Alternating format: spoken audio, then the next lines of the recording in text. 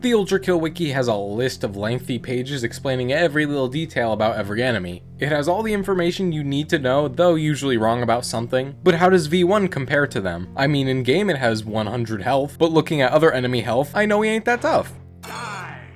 Today I'm gonna make a hypothetical wiki filling out every sections with the stat that would be there if V1 was an enemy. First, class. Very easily a supreme machine. Possibly the most supreme machine there is. It has killed 3 Supreme Husks, 2 Supreme Machines, 2 Supreme Demons, won 2 fights against the Supreme Angel, and 2 Prime Souls. I'd say that's deserving of the title.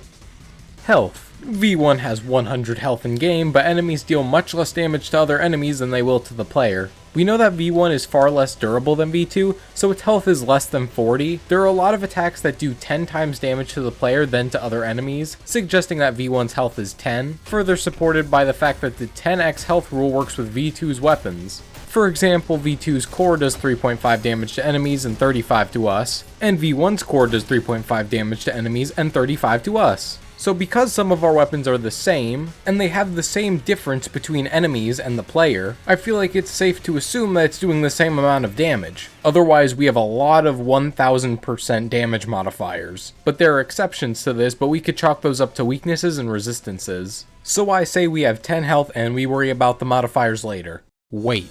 Weight is not a visible stat in the game, and canonically it doesn't mean anything. For example, the corpse of King Minos' arm is super heavy, while the whole body is only regular heavy, allowing you to dash through it. So V1 is either lightweight or medium weight. Now, lightweight enemies will be pulled to you, and medium enemies will pull you to them. So technically you should be somewhere in between the two weight classes, but we need to pick one. I'm sure V2 is a little heavier due to its design, but it should still be close, so we're doing medium. Locational damage. Does V1 take locational damage? In-game, no, but if he was an enemy, maybe. V1 is less durable than V2, but they take locational damage. Also, enemies can't hit headshots. Even V2's coins don't aim for their weak points, so I'd say that locational damage is a special ability of V1. But yes, I feel theoretically he should be able to take locational damage if there was an enemy that could deal it, or we were the ones dealing it to them. Conditional modifiers. He is not flammable, air-shottable, splatterable, and probably not magnet pullable. Next question.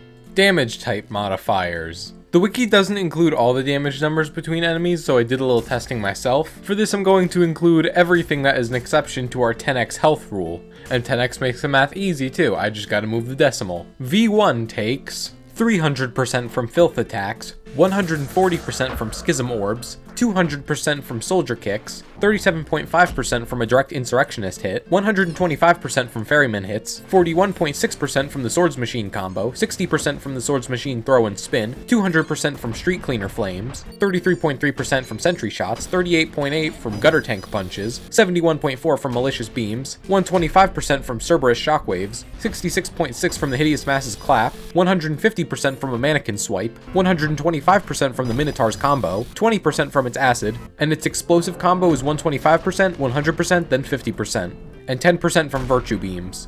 It's been 2 months since I started making this. I am not doing Gabriel or any of the secret enemies. But I did V2, and we do not share his revolver resistance, but we only take 10% damage from coin shots, and also like 43% from nails because of invincibility frames, but I don't know how many he fires. So we have a damage modifier for like 20 different attacks in the game. Behavior. Evil. Okay, but seriously, all of the above. Just everything. Every movement option, every tool, just all of it. Attacks. 8 main weapons, 3 variants each, 3 arms, slams, and a partridge in a pear tree. Strategy. What's strategy? The strategy is don't. V1 is a force of nature. It can dash, slide, jump, and fly, making it nearly intangible. Sustained beams like the mind flayers and virtues cannot be parried, and magenta lasers cannot be dashed through, but it won't matter anyway. If V1 hits you or parries, you lose all of your progress. So sand yourself, get good at dodging, or if you have shields, protect them. P2, hardest level, has mind flayers, virtues, and almost every other enemy is sanded, blessed, or whatever else prevents bleeding. So pretty much be a main character or instantly die.